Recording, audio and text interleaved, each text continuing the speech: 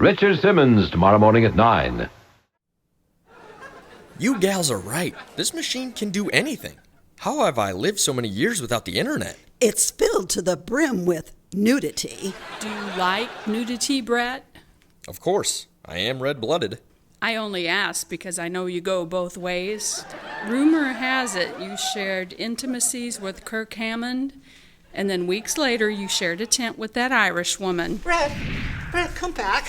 Don't leave me for long. What a night that was. It reminded me of when you get a box of raisins on a summer day and the humidity makes them all stick together. You try to shake them out of the box, but they just stick, and then you just keep shaking. Hey, Bernice, we get it. I think there's a lot of nakedness going around. You weren't at the funeral, Bernice, but the ladies wore nothing under their muumuus. I'm in a funeral home, and I'm as naked as the day I came into this world. There's just something poetic about it. It really was poetic. A spiritual experience. There's the coffee machine.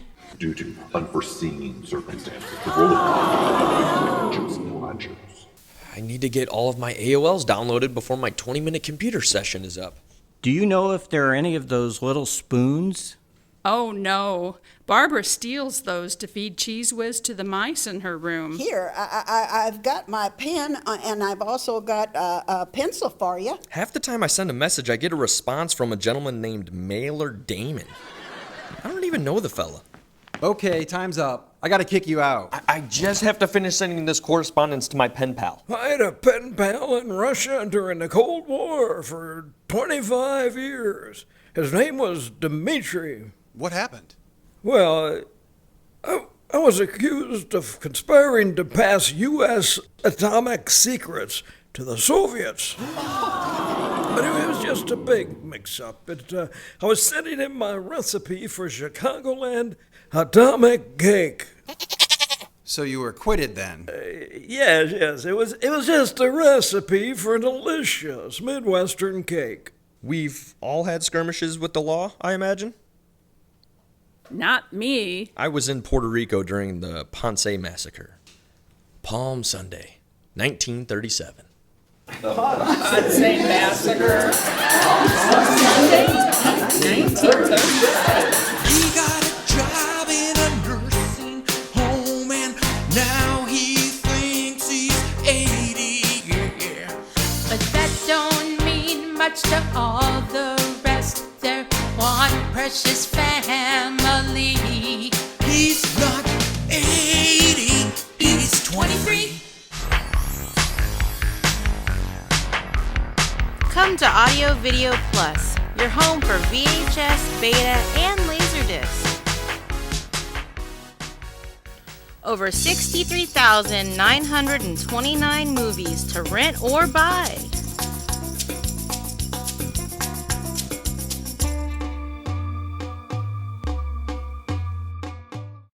We have action movies, comedy, Japanese, sports, even adult. We also sell high-end video equipment.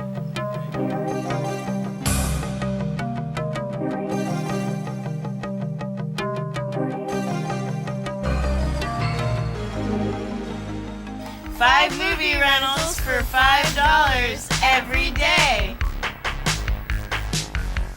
At Audio Video Plus, we're up to our ears in movies.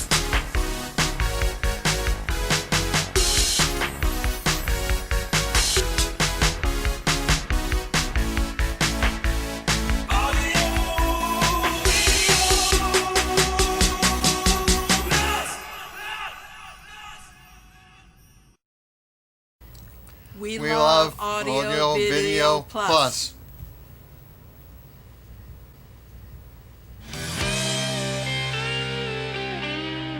Listen, Brett, you're not even supposed to be on this computer. This is for the residents. When we came in, you were talking about the funeral of Nurse Axel. Oh, a lovely boy. Well, I never spoke to him, but I'm sure he was lovely. He really wasn't. I'm just glad he knew the Lord. I wouldn't say that. Really? I thought he was into nihilism. Nihilism? Oh, yeah. We had a conversation with him outside in the alley, smoking... What were you doing in the alley? Smoking, cheese. We were making smoked Gouda.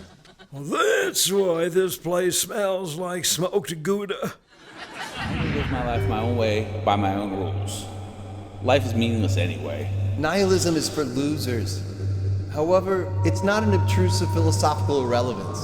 What's at stake is understanding and control of our own lives.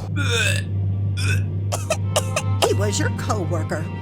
You should have been upset, like the other nurses. I just wanted to find something to powder my nose. I look horrible. But fortunately, I found a makeup brush. The only makeup brush that we have is the one the embalmer uses. I miss him so much. Now you have his DNA all over your face. Nurse Axel died of smoking cigarettes. It was fine when we smoked cigarettes in the 1950s. I used to let my toddler smoke, but only in his crib, his designated smoking area. I got a better idea.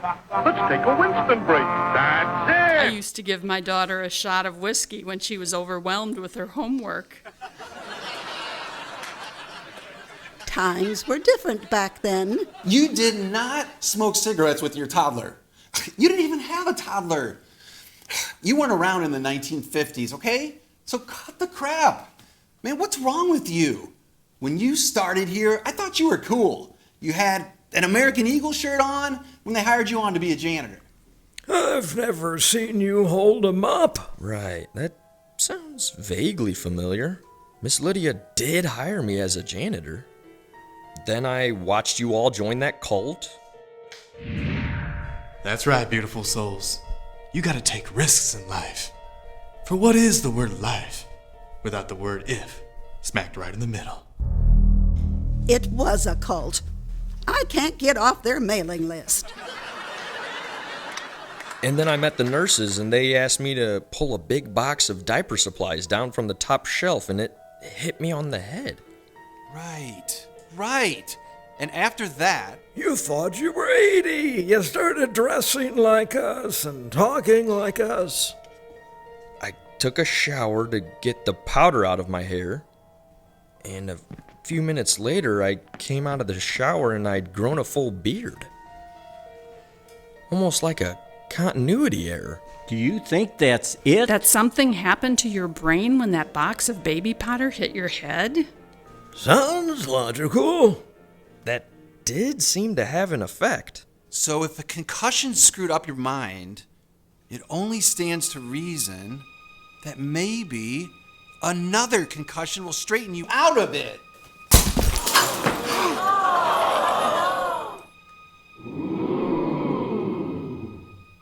Hey, bro.